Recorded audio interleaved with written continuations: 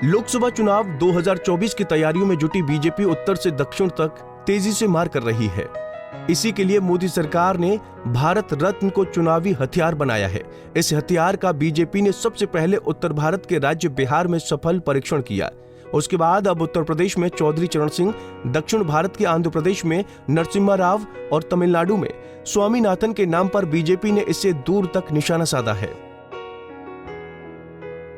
उत्तर में इस हथियार से चुनाव से पहले बीजेपी को बड़ी सफलता मिल रही है, जबकि दक्षिण के राज्यों से अभी इसका रिजल्ट आना बाकी है, जहां भी सफलता की संभावना है। अब अगर आरएलडी की ही बात कर लें तो ये वो दल है जो कल तक किसानों के मुद्दे पर मोदी सरकार को जमकर घेर रहा था, लेकिन चरण सिंह को भारत रत्न देने का ऐलान होते ही इसके सुर बदल गए। इतना ही नहीं, आरएलडी ने बीजेपी के पाले में जाने की अपनी मंशा को भी साफ जाहिर कर दिया। इसके बाद बीएसपी मुखिया मायावती ने ट्वीट किया तो अब सोशल मीडिया पर ऐसी चर्चाएं शुरू हो गई हैं कि बीजेपी सरकार भारत रत्न का अगला दाव दलित मसीहा काशीराम के नाम पर खेल सकती है। केंद्र सरकार द्वारा शुक्रवार को भारत रत्न के लिए कई नामों की घोषणा के बाद मायावती भी इस मैदान में कूद पड़ी। उन्होंने ट्वीट कर दलित नेता काशीराम को ये सम्मान देने की मांग की है। बीएसपी मुखिया मायावती ने अपने ट्वीट में लिखा है कि बाबा साहेब डॉक्टर भीमराव अंबेडकर को लंबे इंतजार के बाद श्री वीपी सिंह की सरकार द्वारा भारत रत्न की उपाधि से सम्मानित किया गया। उसके बाद दलित व उपेक्षितों के मसीहा मान्यवर श्री काशीराम जी का इनके हितों में किया गया संघर्ष कोई कम नहीं, उन्हें भी भारत रत्न से सम्मानित किया जाए। मायावती के इस ट्वीट के बाद सोशल मीडिया से लेकर मीडिया तक में इसकी बात की चर्चा तेज हो गई। काफी एक्स यूजर इस मुद्दे पर अपनी विचार रख रहे हैं। एक्स पर ही नदीम नाम के एक यूजर लिखते हैं कि राजनीतिक गलियारों में ये चर्चा भी शुरू हो गई है कि अब की बार 400 पार नारे को हकीकत में बदलने के लिए मोदी सरकार काशीराम को भी भारत रत्न दे सकती है।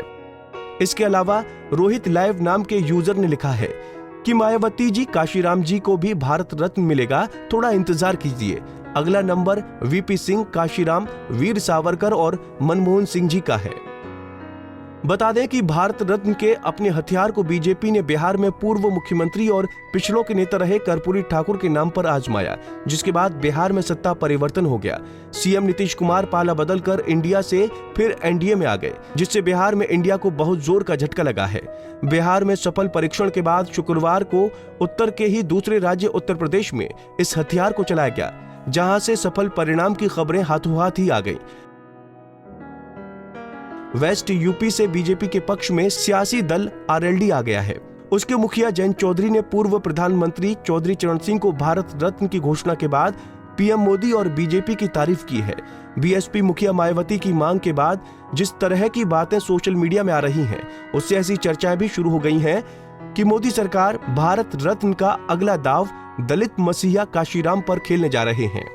उत्तर भारत में जहां बिहार और यूपी को भारत रत्न दिया गया है, वहीं दक्षिण भारत के सूबे आंध्र प्रदेश और तमिलनाडु को भी ये सम्मान मिला है। यानी सरकार ने उत्तर और दक्षिण को इस मामले में बराबर बराबर रखा है। बीजेपी अपने इस मास्टर स्ट्रोक से विपक्ष के लिए मुश्किलें खड़ी कर रही है। आंध्र प्रदेश से पीवी नरसिम्हा राव वो नाम है जो कांग्रेस से ही प्रधानमंत्री बने थे। तमिलनाडु से सामने आया गया नाम एमएस स्वामीनाथन का है, जो देश में हरित क्रांति के जनक कहे जाते हैं। इन सभी नामों को आगे करके बीजेपी की विपक्ष को उत्तर से लेकर दक्षिण तक घेरने की रणनीति दिखाई पड़ रही है, जिसमें बीजेपी अभी तक उत्तर भारत में तो कामयाब दिख रही है, लेकिन दक्षिण के बारे में कुछ नहीं कहा जा सकता। मगर इतना जरूर है कि बीजेपी का भारत रत्न देना, उस पर जिस तरह मायावती ने ट्वीट किया है, उससे भारत की सियासी जद में अब ये सम्मान आ गया है। Bureau report, Punjab Kesari TV. हमसे जुड़े रहने के लिए हमारे YouTube चैनल को सब्सक्राइब करें और नई वीडियो की नोटिफिकेशन के लिए बेल आइकॉन को दबाएं।